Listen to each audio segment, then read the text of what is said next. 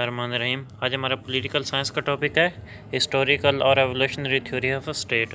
अब ये हिस्टोरिकल या एवोल्यूशनरी थ्योरी है क्या, इसे हम क्यों पढ़ रहे हैं,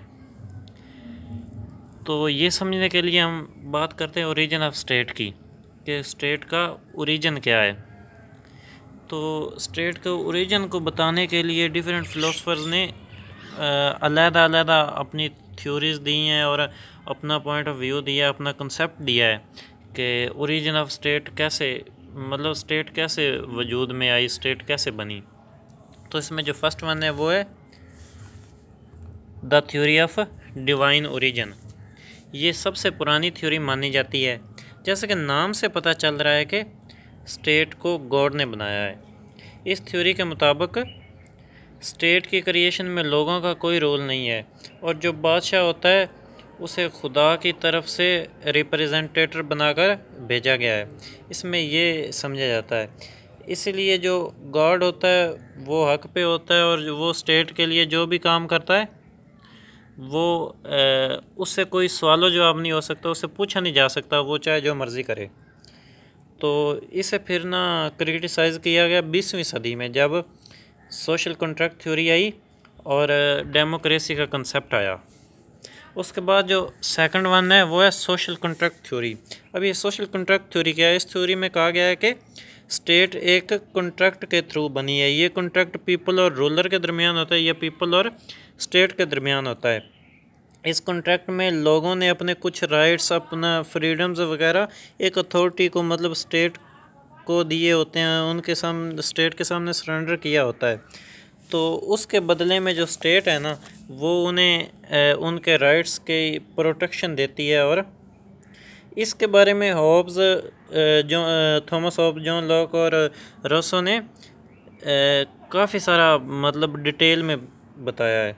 उसके बाद जो थर्ड वन है वो है पैट्रियार्कल एंड मैट्रियार्कल थ्योरी। अब ये पैट्रियार्कल और मैट्रियार्कल थ्योरीज़ क्या हैं?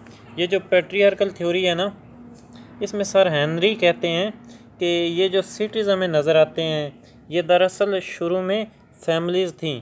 इनका एक सरबराह था, इसकी शादी हुई, फिर उसके बच्चे हुए, फिर ब्लड रिलेशंस बढ़ता गया और इसी तरह वो एक फैमिली का किंग बना।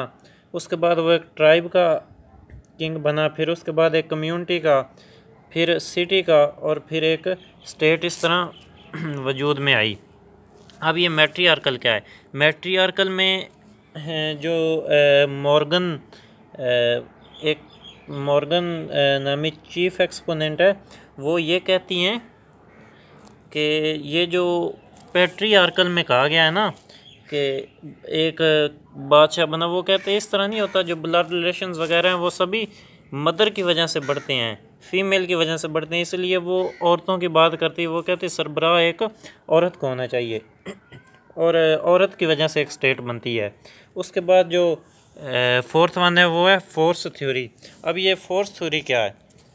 ये भी एक स्टेट के लिए, स्टेट के मर्ज वजूद में आने के लिए एक बहुत अहम पॉइंट है, एक बहुत अहम फैक्टर है। इसमें ना जब ताकतवर लोगों ने फोर्स के थ्रू कमज़ोर लोगों पर रूल करना शुरू किया, उन लोगों को अपने अंडर किया, तो स्टेट का जो वजूद है वो बना।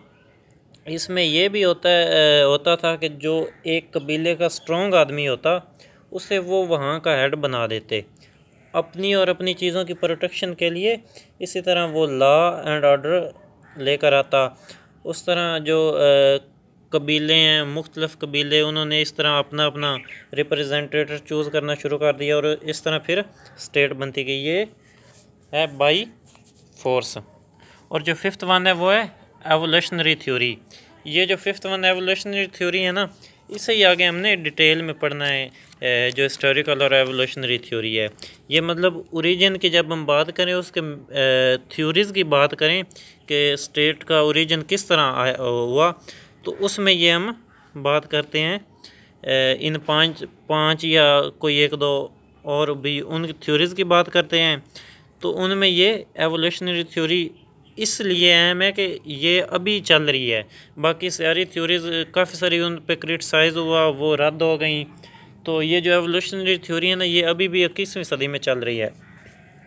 एवोल्यूशन का मतलब है कि स्टेट एक ग्रेजुअल प्रोसेस के थ्रू इवॉल्व हुई है with the passage of time with the different phases. इसके कई सारे फैक्टर्स हैं जिनमें से कुछ अब हम पढ़ेंगे एवोल्यूशनरी थ्योरी कि एवोल्यूशनरी थ्योरी है क्या, इस हिस्टोरिकल थ्योरी भी कहते हैं। इनमें ये जो किनशिप है, रिलीजियन है, प्रॉपर्टी एंड डिफेंस है, फोर्स है और पॉलिटिकल कॉन्शियसनेस है, इनके बारे में हम पढ़ेंगे। इनके एवोल्यूशनरी थ्योरी में जो एक प्रोफेसर हैं, एक फ़िलासफ़र हैं, गार्नर जिन्हें कहा जाता है, वो इसके बारे में बात करते हैं एवोल्यूशनरी थ्योरी के बारे में। प्रोफेसर गार्नर कहते हैं कि ये जो स्टेट है ये ना तो खुदा ने बनाई है, ना ही फैमिलीज़ के बनने से बनी है, बल्कि कुछ पॉइंट्स जो हमने पढ़े हैं जैसे किनशिप, फोर्स वगैरह, ये आपस में इकट्ठे होकर सब मिलते हैं और इनसे एवोल्यूशन बनी, जिसकी वजह से एवोल्यूशन हुई, जिसकी वजह से स्टेट्स बनी। तो जब हम बात करते हैं कि स्टेट कैसे बनी, इन पॉइंट्स की बात करते हैं तो उनमें फर्स्ट वन आता है किनशिप। अब किनशिप क्या है? किनशिप होता है ब्लड रिलेशंस। किनशिप में जैसा हमने पढ़ लिया किनशिप ब्लड रिलेशन होता है, तो एवोल्यूशन में फैमिली ब्लड रिलेशंस ही होते हैं। जब सबसे ज़्यादा स्टेट के बनने में जो अहम किरदार अदा करते हैं, जो पायदार समझे जाते हैं, जब फैमिली के एक्सपेंशन हुई तो तब एक स्टेट बनी। मतलब फैमिली और ब्लड रिलेशंस की वजह से स्टेट बनती है, ये किनशिप में आता है। उसके बाद जो सेकंड वन है रिलीजियन। रिलीजियन एक इंतहाई अहम फैक्टर है जो लोगों को इकट्ठा करता भी है और इकट्ठा रखता भी है। इसमें कहा गया है कि जो लोग एक मज़हब को मानते थे वो एक तरफ हो गए और जो दूसरे मज़हब को मानते थे वो दूसरी तरफ हो गए। इस तरह मुख्तलिफ स्टेट्स बनती गई। उसके बाद थर्ड वन है प्रॉपर्टी एंड डिफेंस। अब प्रॉपर्टी एंड डिफेंस, इससे स्टेट ये कैसे बनती है, इसमें हमें ये बताया गया है कि लोग अपनी ज़मीन, अपनी प्रॉपर्टी की हिफाजत के लिए कहाँ जाएंगे। जब एक स्टेट नहीं होगी तो लोग किस तरह अपनी प्रॉपर्टी की, अपनी जायदाद की, अपने मालो दौलत की कैसे हिफाजत करेंगे। तो इसलिए स्टेट की ज़रूरत पड़ती है। इसके अलावा लोगों को अपनी हिफाजत के लिए, जंगों से बचने के लिए, मुख्तलिफ कबीलों के या मुख्तलिफ लोगों के हमलों से बचने के लिए स्टेट की ज़रूरत पड़ती है। इसलिए प्रॉपर्टी एंड डिफेंस भी एक अहम हिस्सा है। उसके बाद हम बात करते हैं फोर्स। इसमें हम वो एक थ्योरी भी पहले पढ़ चुके हैं कि फोर्स के थ्रू स्टेट कैसे बनती है। लास्ट वन है पॉलिटिकल कॉन्शियसनेस। जब लोग इकट्ठे हुए, उन्होंने पढ़ना लिखना शुरू किया, उनके अंदर शऊर आना शुरू हुआ, तो उन्हें पता चला कि हमें ज़िंदगी किस तरह गुजारनी है, हमने किस तरह रहना है, लेन देन के मामलात किस तरह होने हैं, एक सिक्के का निज़ाम कैसे चलना है, हमने चीज़ें ख़रीदनी है तो किस तरह ख़रीदनी है, बेचनी है तो किस तरह बेचनी है। तो ये सब जब उन्होंने जानना शुरू किया, उनके अंदर शऊर आया, तो उन्हें पता चला कि स्टेट का होना तो बहुत ज़रूरी है। इसलिए पॉलिटिकल कॉन्शियसनेस ये बहुत अहम किरदार अदा करता है स्टेट की फॉर्मेशन में, स्टेट के बनने में। तो ये भी मतलब सियासी जो शऊर होता है ना, वो भी स्टेट के को मज़बूत करने में अहम किरदार अदा करता है। उम्मीद है आपको समझ आ गई होगी। मिलते हैं नेक्स्ट लेक्चर में। अल्लाह हाफ़िज़।